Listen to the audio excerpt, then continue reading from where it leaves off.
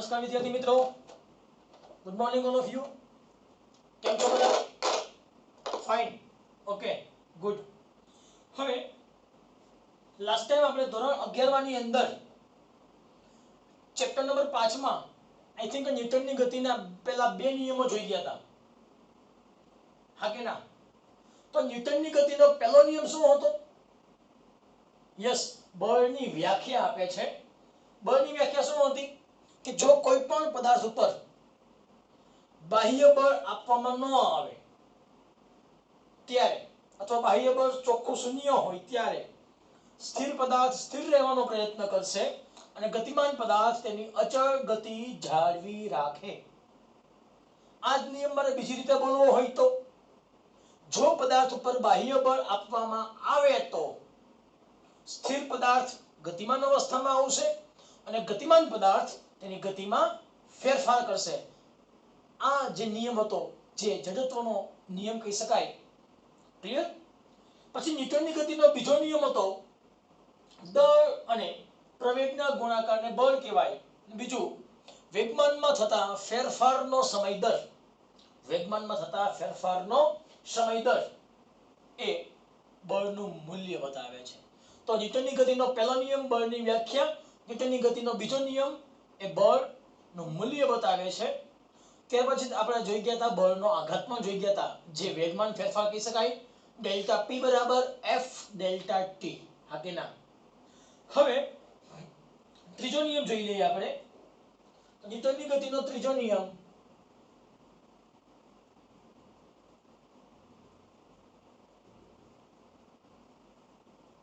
તો ન્યૂટનની ગતિનો ત્રીજો નિયમ એ શું કહેવા માંગે છે? અત્યાર સુધી આપણે વાતચીત કરી કે બળનું મૂલ્ય, બળની વ્યાખ્યા. પ્રશ્ન એ થાય કે પદાર્થ ઉપર બળ લગાડે છે કોણ? પદાર્થ ઉપર બળ લગાડે છે કોણ? પ્રશ્ન થાય કે ન થાય? સ્વાભાવિક આન્સર એ છે કે કોઈ એક પદાર્થ ઉપર બાહ્ય બળ કોઈ બીજા પદાર્થ વડે લાગતું હોય. કોઈ પદાર્થ પર બાહ્ય બળ હંમેશને માટે કોઈ બીજા પદાર્થ વડે બળ લાગતું હોય. એ બીજો પદાર્થ કોઈ પ્રથમ પદાર્થના સંપર્કમાં હોય પણ ખરા અથવા ના પણ હોય. હું તમને કહું, આ કોઈ એક પદાર્થ છે તો પદાર્થ એક પર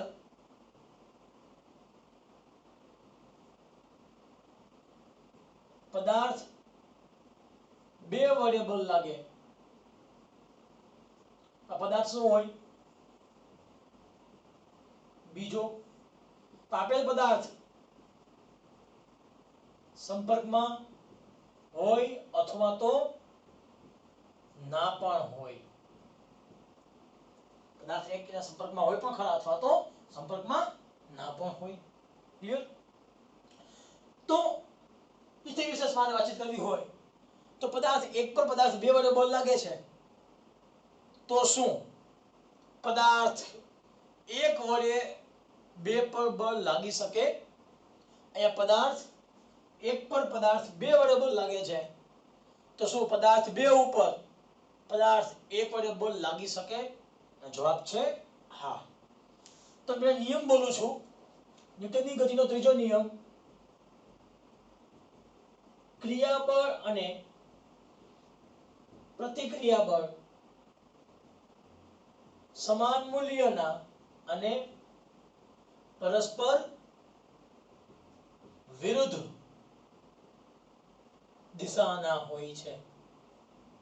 તો ક્રિયાબળ અને પ્રતિક્રિયાબળ સમાન મૂલ્યના અને પરસ્પર વિરુદ્ધ દિશામાંના હોય. એનો મતલબ પદાર્થ એક વડે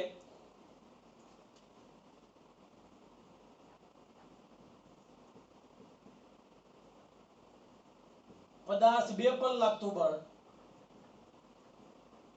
બરાબર શું હોય? પદાર્થ બે વડે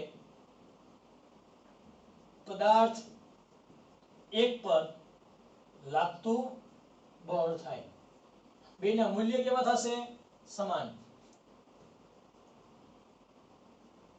બેની દિશા કેવી હશે? વિરુદ્ધ.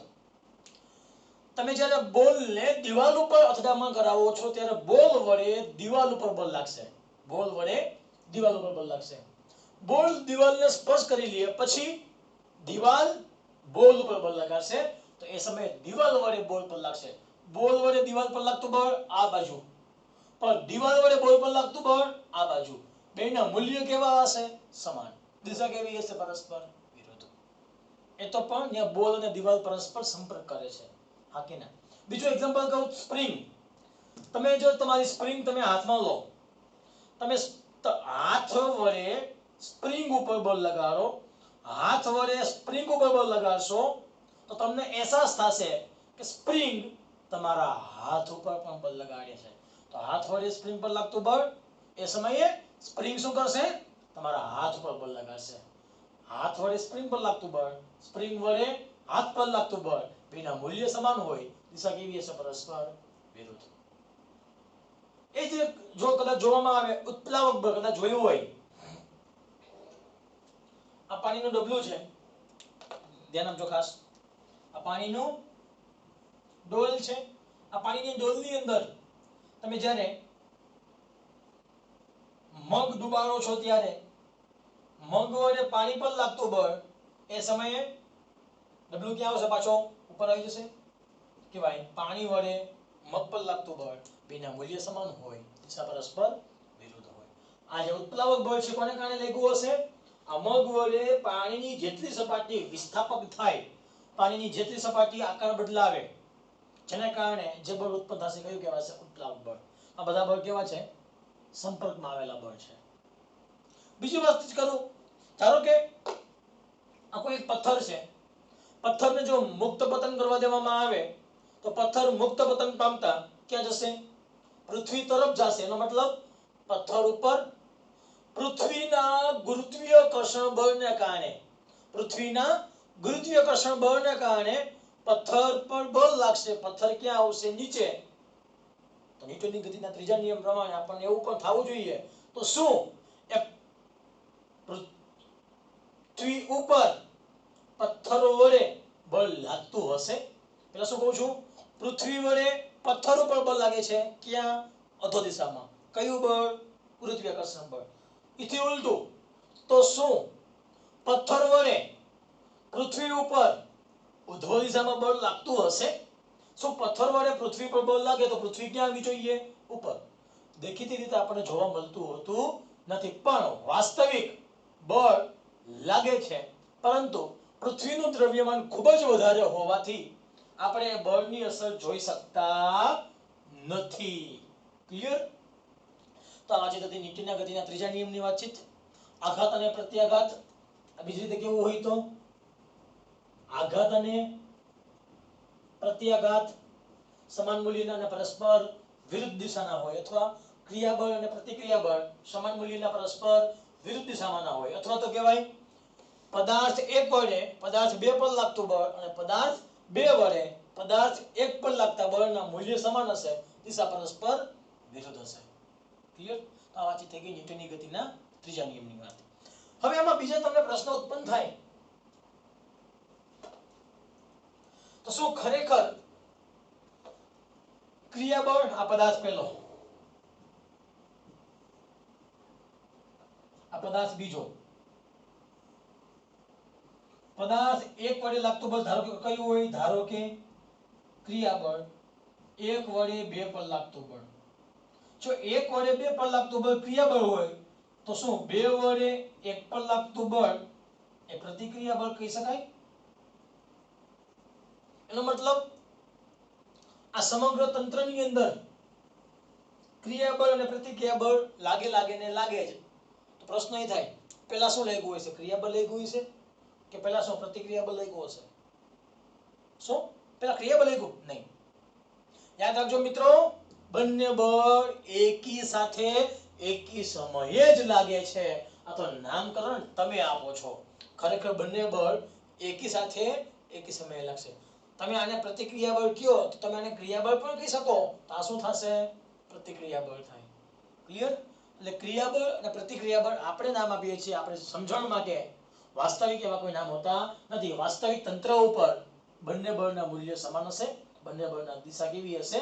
પરસ્પર વિરુદ્ધ. ક્લિયર?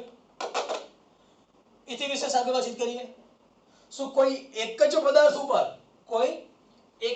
ઉપર ક્રિયાબળ પ્રતિક્રિયાબળ બંને લાગે? ના. એક પદાર્થ ઉપર કોઈ એક જ બળ લાગે, કાં તો ક્રિયાબળ અથવા તો પ્રતિક્રિયાબળ. બંને બળ એક જ પદાર્થ પર લાગતા નથી. ક્લિયર? હા, પદાર્થની ગતિનો જો મારે અભ્યાસ કરવો હોય, પદાર્થની ગતિનો અભ્યાસ કરવા માટે તમારે કોઈ એક બળ ધ્યાનમાં લેવું પડે. તમે બંને બળ એકી સાથે ધ્યાનમાં લેતા નથી.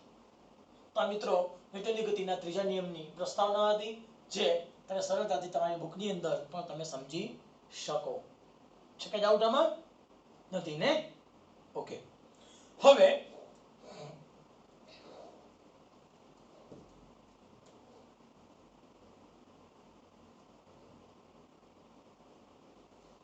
નેક્સ્ટ થિયરી આવે છે વેગમાન સંરક્ષણનો નિયમ. શું આવે છે? વેગમાન સંરક્ષણનો નિયમ.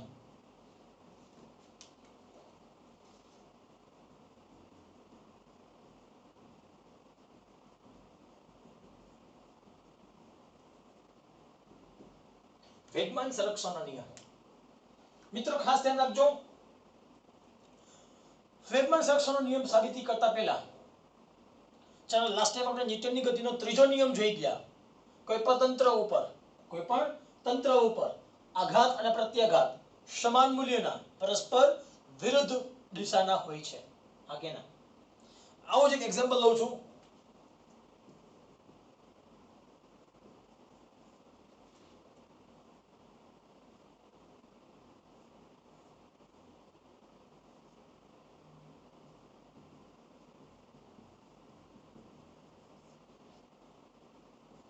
ગોળીને કહેવાશે બુલેટ. ગોળીને શું કહેવાશે? બુલેટ. બંદૂક એને કહેવાશે ગન. પ્રારંભિક તબક્કામાં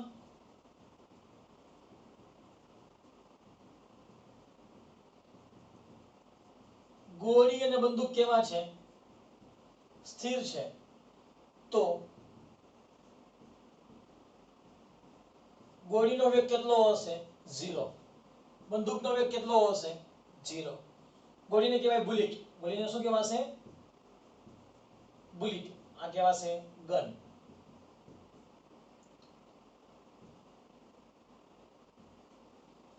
તો વેગમાન પણ કેટલું હશે?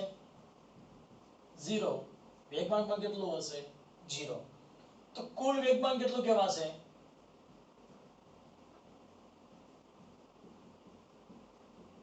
0 થશે. પણ જો બંદૂક વડે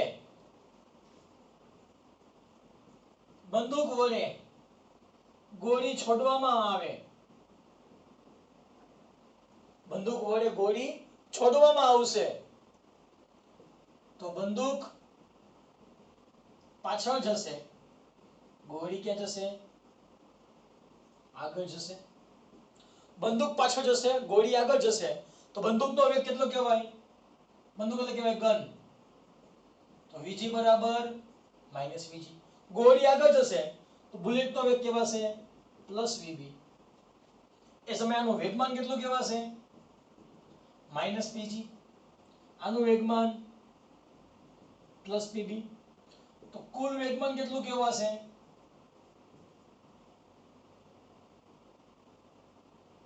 -Pg + Pb. -Pg + Pb. તો બેના વેગમાન કેટલા હોય? સરખા. તો કહી શકાય ગોળીનું દ્રવ્યમાન mb, દળ કેટલો કહેવાશે? mb. આનો દળ કેટલો કહેવાશે? mg. બંનેના વેગમાન કેવા કહેવાશે? સરખા. તો બંનેના વેગમાન સરખા હોય તો લખી શકાય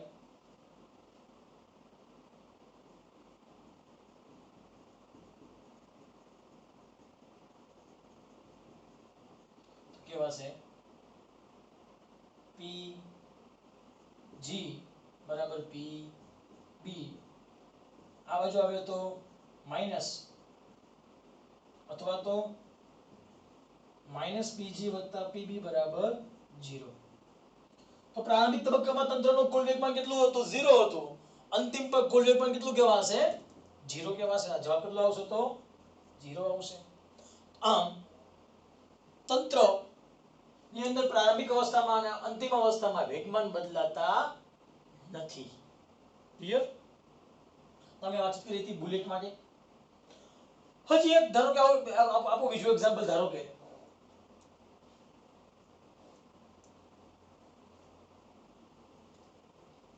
બીજું એક્ઝામ્પલ આપું છું તમને.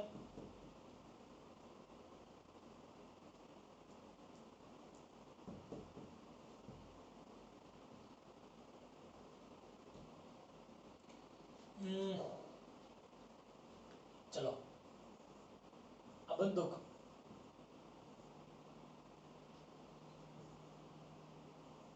બંદૂકને કહેવાય રાઇફલ. રાઇફલ વડે ગોળી પર લાગતું બળ, બંદૂક વડે ગોળી પર લાગતું બળ શું કહેવાશે?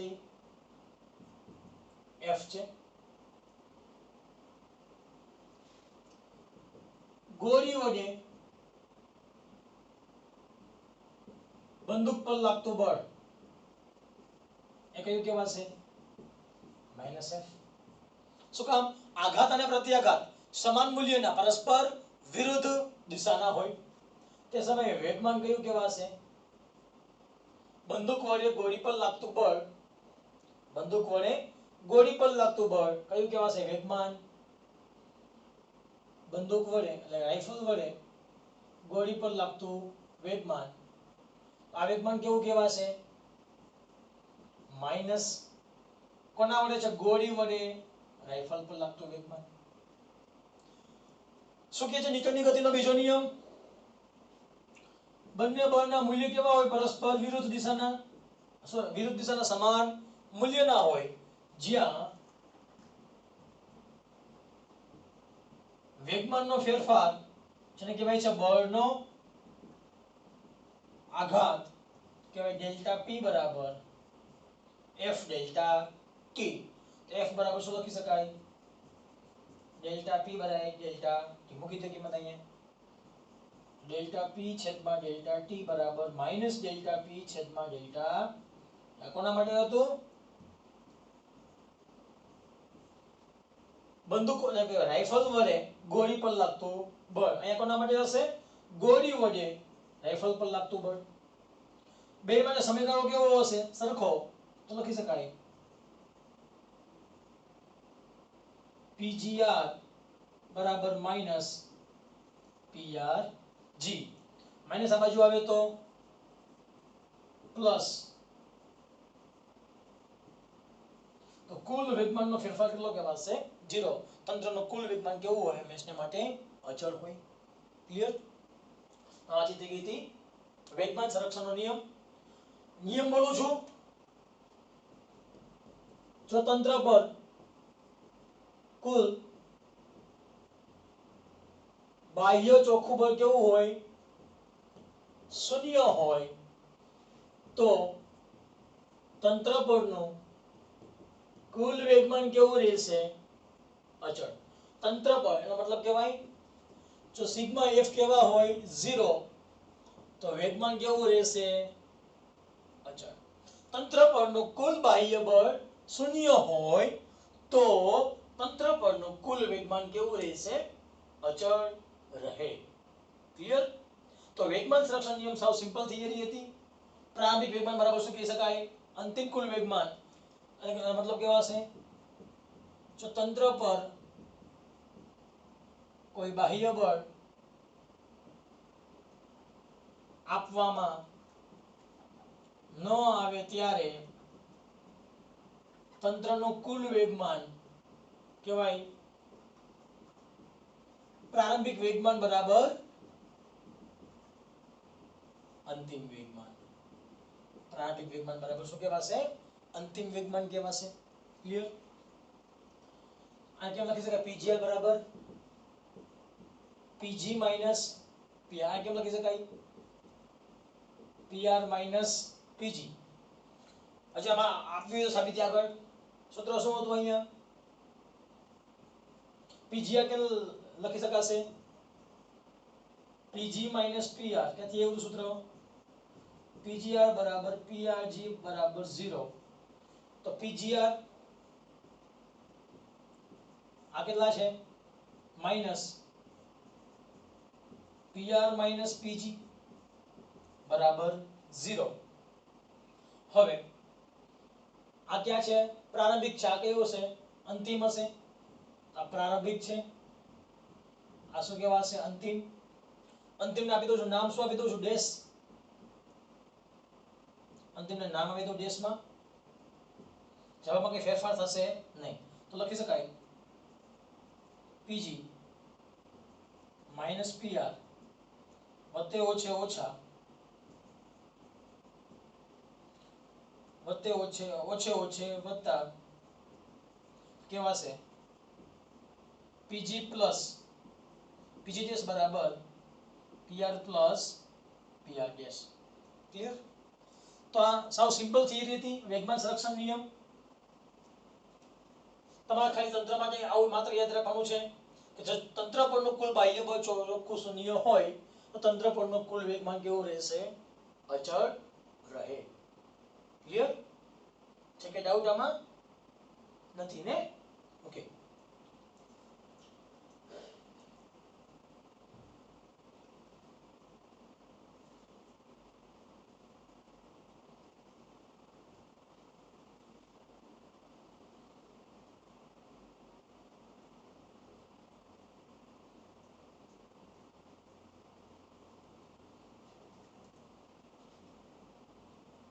પછી નેક્સ્ટ થિયરી આવે છે બળોનું સંતુલન નેક્સ્ટ થિયરી કઈ આવે છે બળોનું સંતુલન તો મુખ્યત્વે બળનું સંતુલન કઈ રીતે હોય બે રીતે એક તો રેખીય સંતુલન અને બીજું કયું આવશે ચાકીય સંતુલન કહેવાય ચાક ગતિમાં સંતુલન એક રેખીય સંતુલન ને બીજું ચાક ગતિમાં સંતુલન રેખીય સંતુલન હોય તો કુલ ચોખ્ખું બળ કેટલું કહેવાશે 0 ચાકીય સંતુલન હોય તો આને કહેવાય ટોર્ક કુલ ટોર્ક કેટલું હોય 0 અત્યારે આપણે આનો અભ્યાસ કરવાનો થતો નથી જે ચાક ગતિ એટલે શું કહેવાય જે દ્વિપરિમાણીય અથવા તો ત્રિપરિમાણીય ગતિ થતી હોય તો દ્વિપરિમાણીય અથવા ત્રિપરિમાણીય ગતિની અંદર આપણે ચાક ગતિનો અભ્યાસ કરીશું જે આપણે ચેપ્ટર નંબર 7 ની અંદર આપણે જોઈશું અત્યારે માત્ર શું જોઈ જઈએ રેખીય સંતુલન જોઈ જઈએ હું તમને એમ કહું આ કોઈ એક પદાર્થ બનેલો છે આ કોઈ પદાર્થ સ્થિર છે કોઈ પદાર્થ સ્થિર છે જો પદાર્થ સ્થિર હોય એનો મતલબ કેવાશે પદાર્થ પર લાગતું બાહ્ય બળ કેટલું હશે 0 પદાર્થ પર કોઈ જાતનું બાહ્ય બળ લાગતું નથી જો બાહ્ય બળ ન લાગતું હોય તો પદાર્થ શેમાં હશે સ્થિર અથવા તો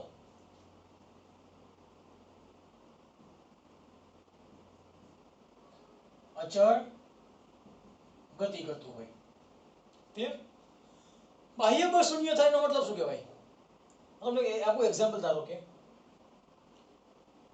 અહીં બે બળ લાગતા હોય આ F1 આ બળ કઈ લાગતું હશે F2 બેના મૂલ્ય કેવા હશે સમાન એની દિશા કેવી હશે પરસ્પર વિરુદ્ધ બે બળ આપ્યા હોય તો મૂલ્ય સમાન દિશા પરસ્પર વિરુદ્ધ પણ બે કરતા વધારે બળ આપ્યા હોય તો ધારો કે તમને આમ કહો બે બળ આપ્યા છે આવી રીતે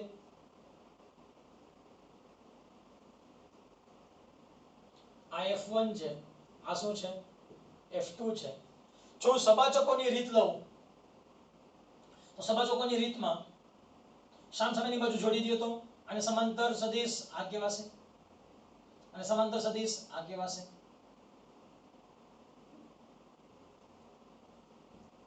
આ તો શું કહેવાશે પરિણામી સદિશ R જો R નું મૂલ્ય